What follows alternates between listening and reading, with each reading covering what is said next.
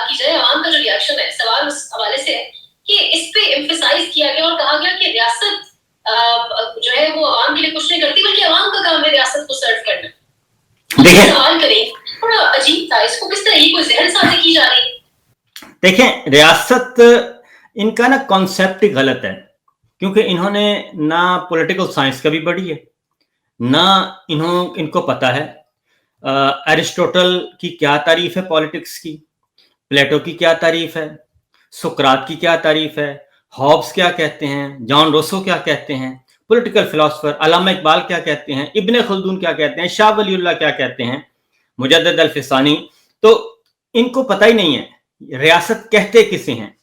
یہ جب آپ نے ایک ایجوکیشن ہی حاصل نہیں کی ریاست کے بارے میں کہ ریاست کیسے بنتی کیسے ہے. ریاست 4 چیزوں سے بنتی ہے, ایک زمین کا ٹکڑا, اور اس کے بعد آبادی, اور اس کے بعد وہ زمین کا ٹکڑا اور آبادی پہ وہ جب سوورنٹی حاصل کرتے ہیں, اس زمین پہ اس کی سوورنٹی ہونی چاہیے, سوورن اقتدار ان کا ہونا چاہیے.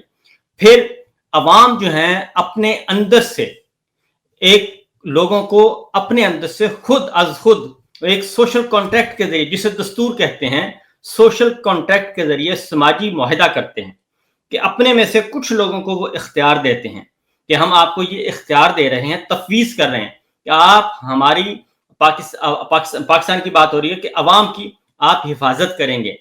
ایک مختلف اس میں شعبے بنائے جاتے ہیں, اساتذہ کا کام ہے تعلیم دینا, اور سیکورٹی کا کام ہے سیکورٹی پرووائڈ کرنا, پولیس کا کام ہے پولیسنگ کرنا, اور ڈاکٹرز کا کام ہے علاج کرنا. وہ عوام اپنے پیسوں سے ان کو سرو کرتے ہیں, اپنے پیسے دیتے ہیں ان کو, ٹیکس جس کو کہتے ہیں, وہ ان کے انڈائریکٹلی ملازم ہوتے ہیں, اور اسی لیے سول سرونٹ کہا جاتا ہے ان سب کو. اور یہ سول سرونٹ کے بجائے یہ سول رولر بن جاتے ہیں اور ملٹری رولر بن جاتے ہیں. یہ میرے اور آپ کے پیسوں سے یہ سارا سسٹم چل رہا ہے, ان کی حکومت چلتی ہے, ان کی گاڑیاں چلتی ہیں, ان کے ٹیلی فون کے بل ہم دے رہے ہوتے ہیں, ان کے جتنے بھی اخراجات ہیں وہ ہم برداشت کر رہے ہیں, ان کے بنگلے, ان کے پروٹوکول, وہ سارے کے سارے پاکستان کے عوام برداشت کر رہے ہیں اور وہ پیسے دے رہے ہیں. اور یہ جو بجٹ آیا ہے اس میں ہزاروں خربوں ہزاروں ارب روپے کے جو ٹیکس لگائے گئے ہیں وہ اسی مقصد کے لیے ہیں. تو اس لیے یہ وہ ہے ڈیوٹی دی جاتی ہے گورنمنٹ کو, ایگزیکٹو کو, کہ آپ نے یہ کام کرنا ہے, اور ایگزیکٹو کے نیچے ہی ہماری فوج آتی ہے, ہماری ملٹری اسٹیبلشمنٹ آتی ہے, اور اس کا کام بھی وہ بھی ایک ریاست کے نیچے ایک ہے ایگزیکٹو کے انڈر ہے ایک جو انتظامیہ سول ایڈمنسٹریشن اور ملٹری ایڈمنسٹریشن. اس کا آگے کام ہے ایک ہلکا سا ریاست کا حکومت کا ایک پرزہ ہے, یہ ایک اعلی کار ہے یہ, جس کو انہوں نے اپنی ڈیوٹی سرو کرنی ہوتی ہے. تو یہ ریاست کے بارے میں سمجھتے نہیں, یہ سمجھتے ہیں کہ ریاست میں ہوں, میں ریاست نہیں ہوتا. یہ کسی فلاسفر کو, پولیٹیکل فلاسفر کو پڑھ لیں, کسی ویسٹرن پولیٹیکل تھاٹ کو پڑھ لیں, کسی ایسٹرن پولیٹیکل تھاٹ کو پڑھ لیں, کسی مسلم پولیٹیکل تھاٹ کو پڑھ لیں, یہ پڑھ لیں ایک دفعہ تھوڑا سا کہ ریاست کہتے کسے ہیں. انہوں نے ریاست ریاست ریاست کی رٹ جو لگائی ہوئی ہے, ان کو کچھ پتہ نہیں ہے ان کی ایجوکیشن کیا ہے, ان کی ایجوکیشن, ان کی تربیت یہ ہے. اب مجھے اگر کوئی کہے کہ جی میں لیکچر دوں ٹینک پہ, یا میں لیکچر دوں ایک رائفل پہ, یا میں لیکچر دوں ایک ہارٹ سرجری پہ, تو مجھے کیا پتا, کیونکہ میں نے تو ایجوکیشن ہی نہیں لی اس کی, مجھے تو پتہ ہی نہیں ہے کہ ہوتا کیا ہے. اور گاڑی خراب ہوتی ہے تو میں میکینیکل انجینئر کے پاس لے کے جاتا ہوں, ورک شاپ لے کے جاتا ہوں, میں اس کو خود ٹھیک نہیں کرنے بیٹھتا. یہ سارے کام بنیادی طور پہ یہ ہے, ان کو اندازہ ہی نہیں ہے کہ یہ ایک جاہلانہ قسم کی گفتگو کرتے ہیں. اور اس کے بعد اب سمپل سی بات ہے کہ DDISPR جو ہیں ان کا کیا کام ہے, انہوں نے انجینئرنگ کی تعلیم حاصل کی ہے, وہ جائیں اپنے FWO میں جائیں, وہاں پہ کام کریں, وہاں پہ جو کام ہو رہا ہے اس اپنے شعبے میں جا کے کام کریں. اگر وہ میکینیکل انجینئر ہیں تو ٹیکسلا جائیں, وہاں پہ جا کے کام کریں, کوئی ٹینک کا کوئی پرزہ شرزہ بنائیں, یہ کام کریں. پاکستان کے عوام کے ٹیکسوں سے وہ یہ کام انہوں نے سیکھا ہے, تو وہ جا کے وہ کام کریں. اب وہ لیکچر دے رہے ہیں ریاست پہ بھی, وہ اس وقت مذہب پہ بھی لیکچر دے رہے ہیں, وہ عالم دین بھی ہیں, وہ مدارس میں بھی جا کے بچوں کو لیکچر دے رہے ہیں, وہ تعلیمی اداروں میں بھی جا کے ماڈرن ایجوکیشن کی تعلیم دینے کی کوشش. بھئی آپ نے یہ کام سیکھا ہی نہیں ہے تو آپ کیوں یہ وقت ضائع کر رہے ہیں؟ اصل پرابلم یہ ہے, یہ جب آپ غلط ٹریک پہ چلتے ہیں نا تو آپ زبردستی زور زبردستی کوشش کرتے ہیں تو یہ ہو نہیں سکتا. اس طرح سے نہ ایک فیملی یونٹ نہیں چل سکتا, ملک کیا چلے گا؟ آپ یہ بتائیں, میں اور آپ گھر چلاتے ہیں تو گھر میں ہر بندے کی ایک ڈیوٹی ہے, اور اس کے بعد کوئی کپڑے خراب ہوتے ہیں تو وہ درزی کے پاس جاتے ہیں, موچی کے پاس جاتے ہیں, باربر کے پاس جاتے ہیں. اگر میں یہ کہوں کہ یہ سارے کام میں نے کرنے ہیں اور میں بہت اچھا باربر بھی ہوں, میں بہت اچھا وہ ہوں لکڑی کا کام کرنے والا ترخان بھی ہوں, تو یہ ہو نہیں سکتا. اچھا پوسٹ مارٹم بڑا ڈیٹیل سے کر دیا آپ نے. علی بن گڈر کی پریس کانفرنس آپ کی نظر سے گزری ہوگی, بڑی اگین دھواں اور جس طریقے کی بڑی باتیں وہ کرتے ہیں, اور تو وہ اہداف اس میں سے کچھ بھی اچیو نہیں کر پاتے. لیکن عمران خان نے بھی اعلان کیا تھا کہ محرم کے بعد ایک احتجاج ہوگا. علی بن گڈر کی پریس کانفرنس میں احتجاج کی کوئی اسٹریٹجی موجود نہیں تھی, لیکن پورے میڈیا نے دکھایا اس پریس کانفرنس. میرا اپنا خیال ہے کہ چیزیں کچھ ٹریک پہ لانے کی کوشش کی جا رہی ہے, اور بیسیکلی اور جو ایک ملاقات ہوئی تھی وہ ملاقات کے جو بظاہر بتایا جا رہا ہے وہ میرا خیال ہے کہ وہ اس طرح سے نہیں ہے, کیونکہ وہ ملاقات کے بعد کچھ کام کرنے ہیں اور ان کام کرنے کا کہہ دیا گیا ہے, تو اس کے علاوہ کوئی آپشن نہیں ہے کہ آپ ہاؤس ان آرڈر کریں, اور اس کے علاوہ کچھ نہیں بچا کہ آپ اپنے معاملات ٹھیک کریں.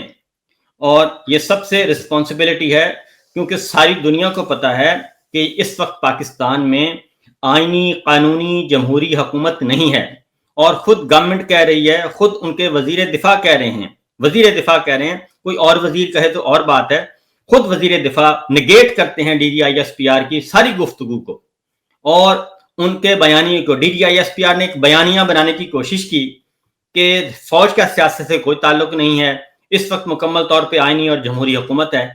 اور وزیر دفاع خواجہ آصف صاحب جنہیں انہوں نے فارم 47 دیا ہوا ہے جعلی, وہ آ کے کہتے ہیں کہ نہیں جناب, اس وقت ہائیبرڈ پلس ہے گورنمنٹ, غیر آئینی حکومت ہے, غیر جمہوری حکومت ہے, یہ بالکل فیک نظام چل رہا ہے اور ہمیں اس کو تسلیم کرنا پڑے گا. اب آپ بتائیں کہ D G I S P R کہاں گئے؟ کیا وہ انہوں نے تردید کی؟ انہوں نے بھی نہیں تردید کی. اس کا مطلب ہے دونوں غلط باتیں کر رہے ہیں اور ہر کوئی اپنی جان چھڑوانے کی کوشش کر رہا ہے. ایک جو کمبل انہوں نے اوڑھا ہوا ہے اور اس کمبل سے جان چھڑوانے کی کوشش کرتے ہیں, وہ ہو نہیں رہا. اس کے ساتھ ساتھ یہ تو انٹرنلی آپ نے بجٹ آپ نے دیکھا, میں کل ہی دیکھ رہا تھا کہ امپورٹڈ جتنے بھی اشیاء ہیں اس میں دودھ ہے, دہی ہے, ملک ہے, شہد ہے, شیونگ کا سامان ہے, کھانے پینے کی چیزیں امپورٹڈ میٹ ہے, امپورٹڈ فش ہے, ان سب پہ ڈیوٹی انہوں نے کم کر دی ہے تاکہ ہمارے جو مہا امیر لوگ ان کو مہنگائی کا سامنا نہ کرنا پڑے. ان کے یہ چونچلے جو ہیں, کیونکہ وہ امپورٹڈ پانی پیتے ہیں, امپورٹڈ دودھ پیتے ہیں, ان کو پاکستان کا دودھ پسند نہیں ہے, پانی پسند نہیں ہے, شہد پسند نہیں ہے, کھانے پینے کی چیزیں پسند نہیں ہے, بسکٹ پسند نہیں ہے, وہ ساری چیزوں پہ ڈیوٹی کم کر دی ہے. اور لینڈ کروزر جو پاکستان میں گنتی کے چند لوگ ہیں جو خرید سکتے ہیں, 8 کروڑ کی, 10 کروڑ کی, 12 کروڑ کی, ان کو رعایت دے دی گئی ہے کہ 65 لاکھ سے 1.25 کروڑ روپے تک اس کی قیمت کم کر دی گئی ہے. موٹر بائک جو کہ ایک عام آدمی کا, ایک عام فیملی کا روزگار بھی ہے اور اس کی عیاشی بھی ہے, اس کو مہنگا کر دیا گیا ہے. آلٹو سوزوکی جو عام آدمی کی پہنچ میں تھی, ایک تنخواہ دار طبقہ لے لیتا تھا, اس کو مہنگا کر دیا گیا ہے. لینڈ کروزر سستی کر دی گئی ہے. تو یہ سارے کام جو ہیں ان کا الٹا چل رہا ہے, اور پھر کوئی ایک طبقہ نہیں ہے جس کو رعایت ملی ہو. پھر آپ بجلی کی جو انہوں نے کہا تھا 7.41 روپے وہ ختم کر دی گئی ہے. تو کہنے کا مطلب یہ ہے کہ ان کے پاس عوام کو دینے کے لیے کچھ نہیں ہے, اور اسی لیے یہ کہتے ہیں کہ عوام ان کو دے. وہ عوام ریاست کو تو دینے کے لیے تیار ہیں اور ریاست کو دے بھی رہے ہیں. یہ جو 18-20 ہزار ارب روپیہ ہے جو اکٹھا پچھلے سال بھی کیا اور آئندہ سال کا بھی ہدف رکھا ہے, وہ عوام ہی دے رہے ہیں. اور یہ قرض حکمران لیتے ہیں, اپنی عیاشیوں پہ خرچ کرتے ہیں. اور پنجاب میں چلے جائیں, پنجاب اس وقت ورسٹ کنڈیشن میں ہے ہر اعتبار سے, اور وہاں پہ تقریباً میں پڑھ رہا تھا کوئی 2000 سے زیادہ 2705 یا 2705 ایسے ہیں جی عمارتیں یا بلڈنگز, اور یا ان کے نام جو ہیں وہ رکھ دیے گئے ہیں مریم صاحبہ یا نواز شریف صاحب کے نام پہ, اور ان کی تزئین و آرائش پہ خرچ ہو رہے ہیں ہزاروں نہیں کروڑوں روپیہ خرچ ہو رہا ہے. کیونکہ وہاں پہ جب نام تبدیل کرتے ہیں آپ نے محترمہ کی تصویر بھی لگانی ہے, ان کے ابا کی تصویر بھی لگانی ہے, ان کو خوبصورت بھی بنانا ہے. یہ میرے سامنے آ گیا ہے جی, انور حسین صاحب نے یہ ٹویٹ کیا ہے کہ پنجاب میں 2750 سرکاری اداروں کے نام مریم یا نواز شریف کے نام سے منسوب ہو چکے ہیں. ان کی تزئین و آرائش اور بحالی و تعمیر پر سرکاری خزانے سے اربوں کے فنڈز لگے. مقصد امیج بلڈنگ اور پارٹی بیانیاں پروموٹ کرنا ہے. تو یہ ہیں ان کے حالات و واقعات. پھر انہوں نے جو میڈیا کے لیے رکھا ہوا ہے بجٹ, وہ 40 ارب سے 100 ارب کے قریب تقریباً کر دیا ہے, اور اس کا آڈٹ بھی نہیں کروانا چاہتے, اس کے لیے بھی ایک الگ سے قانون بنانا چاہتے ہیں. تو آپ, میرا خیال ہے کہ ہم لمبی نشست کر سکتے ہیں ان کی نااہلیوں کی, کوتاہیوں کی, بیڈ گورننس کی. تو پھر یہ آپس میں ہی ایک دوسرے کو دل بہلاتے رہیں اور بتاتے رہیں, خوش آمدید ٹولہ بٹھائیں اور کہیں کہ جناب زبردست ہے. اصل چیز یہ ہے کہ ان سے کوئی چیز ٹھیک نہیں ہو رہی, اور مجھ سے اور آپ سے زیادہ ان کو پتا ہے کیونکہ ان کے پاس زیادہ انفارمیشن ہے. اس لیے میں سمجھتا ہوں کہ کوئی اور آپشن ہے ہی نہیں کہ یہ عمران خان سے بات کریں. عمران خان کیا ہے؟ پاکستان کے عوام ہیں. آپ نے عمران خان کا مینڈیٹ چوری کیا ہے, وہ چوری مینڈیٹ کدھر ہے؟ وہ پاکستان کے عوام ہیں, وہ ادھر ہی بیٹھے ہیں. فوج کے سروے کے مطابق 88% ہے عوام عمران خان کی مقبولیت. تو جب یہ سچویشن ہے تو پھر اس کے علاوہ اور کوئی آپشن نہیں ہے ان کی کہ عمران خان صاحب سے بات کریں. یہ تو میں نے انٹرنل بتایا. اگر آپ ایکسٹرنل چلے جائیں تو ایکسٹرنل ہے کہ ان کے پاس آپ تسلیم کریں اسرائیل کو فوری طور پہ, اور اب یہ وہ شرماتے ہیں اسرائیل کا نام لینے پہ, تو اب یہ ابراہم اکارڈ کا نام لیتے ہیں. بھئی ابراہم اکارڈ کیا ہے؟ آپ بتائیں کہ اسرائیل کو تسلیم کرنے کی بات کی جا رہی ہے, اور ہمت ہے تو کریں ہمت. اور کیا ہے, بجائے اس کے کہ چھپ چھپ کے فون کرنا, ادھر کرنا ادھر کرنا, ہمیں بچائیں ان کو بچائیں, یہ آپ بات کر دیں یہ آپ بات کر دیں, تو ذرا کریں کوشش. یہ ساری باتیں ابراہم اکارڈز پر ہم آئیں گے آگے چل کے بالکل, لیکن گنگا پور کا پریس کانفرنس کرنا, آپ کو لگتا ہے کہ پی کی حکومت آپ کو لاتی دکھائی دے رہی ہے؟ اور احتجاج کے حوالے سے کیا اسٹریٹجی ہے اس وقت کے پی حکومت کے پاس؟ میرا خیال ہے کہ گورنمنٹ کہیں نہیں جا رہی کے پی کے کی, اور بہت ناممکن ہے اس بارے میں یہ کہنا کہ گورنمنٹ گرا لیں گے. کوئی بالکل نہیں گرا سکتے یہ, اور 20 ممبرز چاہیے نمبر 1, اور اگر ان میں ہوتی تو یہ خیبر پختونخوا کی گورنمنٹ جو بچی ہے نا جی, وہاں پہ فارم 47 تقسیم کیوں نہیں ہو سکا؟ وہ 8 فروری کو سوات میں لاشیں گری تھیں اور احتجاج شروع ہو گیا تھا فوراً, کیونکہ مینڈیٹ وہاں پہ بھی انہوں نے چوری کرنا تھا, لیکن خیبر پختونخوا میں ریزسٹنس ہو گئی فوراً, اور اس میں لاشیں گری تھیں, فائرنگ ہوئی تھی, تب یہ جا کے مینڈیٹ بچا ہے. اور اگر انہوں نے یہ کام کرنے کی کوشش کی, میں پہلی تو بات ہے کہ دور دور تک مجھے نظر نہیں آ رہا کہ اس طرح کا, اور کل کی جو پریس کانفرنس ہے اور اس کا ہونا اور اس کو میڈیا میں دکھایا جانا, یہ بدلتی ہوئی ہوائیں ہیں. اور کیونکہ پریشر بہت ہے بیرونی, یہ ہو نہیں سکتا کہ آپ بزور قوت یہ سب کچھ کرتے جائیں, اور آنے والے دنوں میں دیکھیں گے, کیونکہ ایک حد ہوتی ہے. اور وہ پنجابی میں کہتے ہیں, مولا جٹ کا تھا ڈائلاگ, ات خدادہ ویر, تو ات خدادہ ویر ہی ہوتا ہے. اور جب یہ ہر چیز بلڈوز کرنے کی کوشش کرتے ہیں, جب یہ سارے راستے بند کر دیتے ہیں, تو وہ پھر اندر سے پریشر پھٹتا ہی ہے, پریشر کوکر پھٹتا ہے. اور اس لیے میں سمجھتا ہوں کہ اس پریشر کوکر کے پھٹنے سے پہلے ان کو چیزیں ٹھیک کر لینی چاہیے. چیزیں ٹھیک, مطلب آپ کو لگ رہا ہے پریس کانفرنس جو ہے یہ کوئی ہواؤں کے رخ پر تبدیلی ہو رہی ہے؟ سر یہ ساری کہانی کل آپ نے دیکھا پریس کانفرنس میں علی گنڈا پور نے اشارہ کیا مستون کے حوالے سے کہ اب دہشت گرد وہاں سے داخل ہو رہے ہیں, اور وہاں پہ کون کھڑا ہے, ان کی ذمہ داری ہے, پوچھے روکنے کی کوشش بھی کی شیخ وقاص نے, اور بیرسٹر گوہر نہیں چاہتے تھے دونوں کے گٹا پور اس قسم کی بات کریں. اس چیز کو آپ کس طرح دیکھتے ہیں؟ یہ بڑی اس بارے میں ہم بہت کچھ کہہ سکتے ہیں, لیکن پھر ان کو تکلیف بہت ہوگی. مسئلہ یہ ہے, پھر یہ آپ کو بھی غدار کہیں گے, مجھے بھی غدار کہیں گے, آپ پہ بھی کہیں گے کہ یہ دیکھیں جی یہ کیا باتیں کر رہے ہیں. میں وہی کہہ رہا ہوں کہ رسپانسبلٹی کس کی ہے؟ پاک افغان سرحد ہو یا پاک ایران سرحد یا پاک انڈیا سرحد یا پاک چائنا سرحد, سرحدوں پہ کوئی چیز ادھر سے ادھر نہیں جا سکتی, ایک پتا بھی نہیں ہل سکتا جب تک, کیونکہ میں بھی بارڈر ایریا میں رہا ہوں اور مجھے اندازہ ہے, سوال ہی پیدا نہیں ہوتا. انڈیا نے اپنی باڑ لگائی ہوئی ہے اور اس کے باوجود مال ادھر سے ادھر ہو جاتا ہے. گیٹ کا کنٹرول انڈیا کے پاس ہے, یہ میں ایسٹرن بارڈر کی بات کر رہا ہوں. گیٹ جو ہیں وہ انڈیا کے پاس ہیں, انہوں نے اپنی باڑ لگائی ہوئی ہے. جب تک وہ گیٹ نہیں کھولیں گے تب تک بندہ ادھر سے ادھر نہیں ہو سکتا, اور صبح بھی گیٹ کھلتے ہیں اور شام کو بند ہوتے ہیں, تو اس لیے یہ ممکن نہیں ہے. تو اس میں بہت ساری باتیں ہیں, میں اس پہ صرف اتنا کہوں گا کہ ہم نے بہت تقریباً 1980 سے لے کے آج تک 45 سال ہو گئے ہیں, ہم نے اپنے آپ کو سیکورٹی اسٹیٹ کے طور پہ بیچا ہے, اور ہم نے اپنی دنیا کی ضرورت بنے ہیں سیکورٹی اسٹیٹ کے حوالے سے, کہ ہم دنیا کی ضرورت بنے, عالمی طاقتوں کی ضرورت بنے. ایک دفعہ یہ اتنی محنت صرف 5 سال سیکورٹی سے ہٹ کے اپنی جیو اکانومی پہ آ جائیں اور اپنی معاشی اعتبار سے, تجارتی اعتبار سے دنیا کی ضرورت بنے.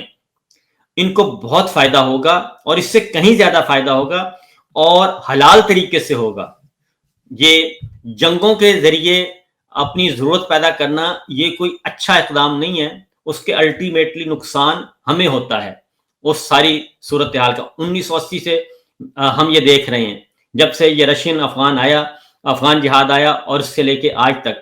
اس وقت جہاد جو ہے وہ پرائیویٹائز کیا گیا تھا, اور جہاد کی فیکٹریاں لگائی گئیں, باقاعدہ کوٹے دیے گئے, جیسے آج حج کوٹا تقسیم ہوتا ہے نا, اس طریقے سے اس وقت جہادیوں کی فیکٹریاں لگائی گئی تھیں اور کوٹے دیے گئے تھے, اتنے جہادی آپ کے. اور میں چونکہ نمائے وقت میں رہا ہوں, میں کور کرتا رہا ہوں ان ساری جہادی تنظیموں کو, مذہبی جماعتوں کو, یہ میری بیٹ تھی.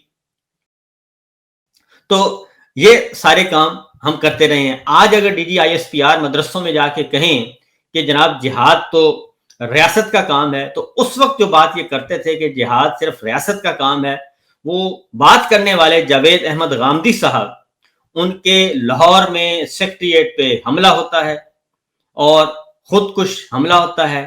اس کے بعد انہیں کہا جاتا ہے کہ آپ یہ پاکستان چھوڑ دیں کیونکہ آپ کی زندگی خطرے میں ہے.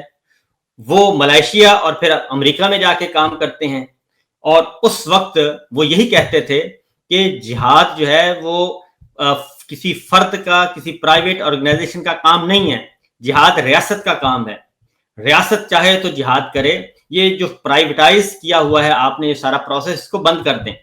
اس وقت وہ برے تھے اور جو بات کرتے تھے, اور آج آپ خود جا کے مدرسوں میں جا کے کہہ رہے ہیں کہ جہاد. تو اس لیے کسی ایک بات پہ تو آپ قائم ہوں, ماضی میں جو کچھ کرتے ہیں آپ 10 سال کے بعد کہتے ہیں وہ غلط تھا, آج جو کچھ کر رہے ہیں یہ بھی 5 سال کے بعد آپ کہیں گے غلط تھا. سر آپ نے کہا کہ ہوائیں کوئی چل پڑی ہے غالباً, ایک تصویر بھی اس ٹائم ٹویٹر پر ہے, سعودی سفیر کے ساتھ اسد کیسٹ کی ملاقات, لیکن برف پگھلتی دکھ نہیں رہی پریکٹیکلی. عمران خان کے آج بھی 8 سے 9 کیسز میں جو ضمانت ہے, 9 میں جو کیسز ہیں وہ ضمانتیں آج خارج کر دی گئی. دیکھیں بات یہ ہے کہ یہ تو چلتا رہے گا, کیونکہ عمران خان صاحب نہیں مان رہے, اور یہ طاقت کا استعمال جو ہے یہ تو چلتا رہے گا, یہ کھیل چلتا رہے گا. لیکن میں یہ کہتا ہوں کہ الٹیمیٹلی اس نے ختم ہونا ہے, اور یہ امانتیں امانت داروں کے سپرد کرنا پڑیں گی ان کو, یہ ممکن نہیں ہے. اس لیے یہ جتنا زیادہ ٹائٹ کر لیں. عمران خان صاحب کی زندگی اس وقت بھی جیل میں, ان کی حالت بہت خراب ہے, ان کو 22 گھنٹے بند رکھا جاتا ہے, بشرا بی بی کو بھی اور اسی طریقے سے باقی سیاسی اسیران کو بھی. اور یہ سارا کچھ کیا جا رہا ہے. یہ تو کرتے رہیں گے، لیکن ظاہر ہے قانون قدرت بھی ایک چیز ہے، اور قانون قدرت نے اپنے طریقے سے چلنا ہے. پڑھتے تو ہیں یہ کہ واللہ خیر الماکرین، لیکن یہ واللہ خیر الماکرین جو ہے وہ اکراس دا بورڈ ہے، اپلائیڈ ہے. یہ صرف اپنی پسند کے مطابق استعمال نہیں ہونا، اس نے اکراس دا بورڈ استعمال ہونا ہے، اور یہ قانون اکراس دا بورڈ امپلیمنٹ ہوگا. تو اس لیے اللہ تعالیٰ کا ایک منصوبہ ہے، یہ مین میڈ بنا رہے ہیں، یہ ضمانتیں بھی منسوخ ہوتی رہیں گی، کیونکہ یہ ساتھ ساتھ میسج کنوے کر رہے ہیں کہ دیکھیں ہم آپ کو توشخانہ میں بھی سزا دے سکتے ہیں، ہم آپ کو 9ویں میں بھی سزا دے سکتے ہیں. تو یہ تو انڈرسٹوڈ ہے نا کہ یہ فیصلہ جو ہے مخصوص نشستوں کا، یہ سال سوا سال پہلے کا یہ فیصلہ جاری ہو چکا ہے. اور اب جو ان کے لائک مائنڈڈ ہیں یا ان کے ماؤتھ پیس ہیں، وہ اب بتا رہے ہیں کہ دیکھیں ہم نے سوا سال پہلے بتا دیا تھا، یہ ہم نے ٹویٹ کر دیا تھا. اس کا مطلب ہے کہ ایک اسکرپٹ ہے لکھا ہوا، اس اسکرپٹ کے اکارڈنگلی یہ کھیل رہے ہیں. تو یہ اسکرپٹ ہر ڈکٹیٹر لکھتا ہے، ہر جو رولر آتا ہے ڈیفیکٹو رولر، وہ یہ لکھنے کی کوشش کرتا ہے اور کنٹرول کرنے کی کوشش کرتا ہے، لیکن الٹیمیٹلی اس کو جانا پڑتا ہے. جی سر، صدارتی نظام کی گونج ہے، کیا لگتا ہے صابر صاحب صدارتی نظام آئے گا، آ سکتا ہے؟ یہ اصل میں بات وہی ہے کہ کسی بھی طریقے سے چیزوں کو ہم کنٹرول کر لیں. صدارتی نظام، اس لیے یہ بحث ہوتی رہتی ہے، یہ ہر 5-7 سال کے بعد اس پہ باقاعدہ طور پہ ایک بیانیہ بنانے کی کوشش کی جاتی ہے. اور بلکہ ایک دفعہ تو ایسا بھی ہوا کہ ایک پورے کا پورا پروگرام لانچ ہوا، کئی پروگرام ہوئے اور ڈیبیٹ کروائی گئی صدارتی نظام پہ. تو یہ کام پاکستان کے عوام نے کرنا ہے، پاکستان کے پارلیمان نے کرنا ہے. اور اگر اس میں بدنیتی شامل ہے، کیونکہ اس وقت میں ضرورت پیش آ رہی ہے، اس وقت اس لیے ضرورت پیش آ رہی ہے صدارتی نظام کی کہ ایوان صدر میں فیلڈ مارشل ایوب خان صاحب نے 11 سال گزار لیے تھے، ضیاء صاحب نے 11 سال گزار لیے تھے، مشرف صاحب نے 9-10 سال گزار لیے تھے. تو وہ ایک اٹریکٹ کرتا ہے ان کو. یہ صدارتی نظام ہمارے ہاں یا تو پورے کا پورا ریفارمز لائی جائیں، اور ریفارمز کون لے کے آئے گا؟ جو جینون پارلیمنٹ ہوگی. جب جینون پارلیمنٹ ہوتی ہے اس کو چلنے نہیں دیا جاتا، اور اس وقت یہ ایفرٹس ہونے نہیں دی جاتی. اور جب اپنی ضرورت ہو، یعنی کہ فرد واحد کی حکمرانی کو تقویت دینی ہو، تو اس وقت پھر یہ شوشے چھوڑے جاتے ہیں صدارتی نظام کے.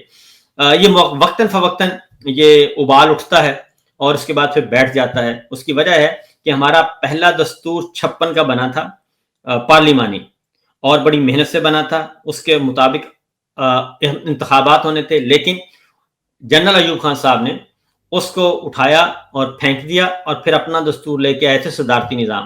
وہ صدارتی نظام 1962 میں اس کے نتیجے میں، اس صدارتی نظام کے نتیجے میں ہمارا پاکستان 2 ٹکڑے ہو گیا تھا، اور وہ نہیں تقسیم کر سکے حقوق. اس وقت بھی یہ بڑا ٹچی ایشو ہے کہ ہمارے ہاں 4 صوبے ہیں، پھر 5واں گلگت بلتستان ہے، کشمیر ہے. آپ ان میں ڈویژن کیسے کریں گے؟ آبادی مختلف ہے، صوبہ پنجاب کی آبادی سب سے زیادہ ہے تینوں صوبوں سے. وہ ایک ہو جاتی احساس فرسٹریشن. یہی کچھ اس وقت ہوا تھا ایسٹ پاکستان اور ویسٹ پاکستان کے درمیان، یہی احساس محرومی تھی. پھر وسائل پہ کنٹرول ہے، وہ پنجابی اسٹیبلشمنٹ پہلے ہی مسئلہ ہے، ساری چیزیں جو ہیں وہ پنجابی اسٹیبلشمنٹ کے کنٹرول میں ہوتی ہیں. پنجابی بیوروکریسی، پنجاب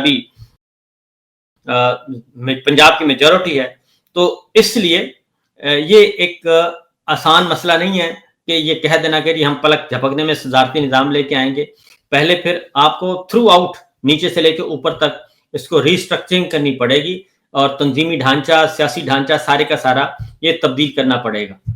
سر، یہاں پر ابراہیم اکارڈز کے حوالے سے بات کرنی ہے. خواجہ آصف سے جب اس کے بارے میں سوال ہوا تو وہ کہتے ہیں عوامی مفاد کو دیکھ کر ہم چلیں. یہ پاکستان کی عوام کا مفاد ابراہیم اکارڈز میں جانا ہے.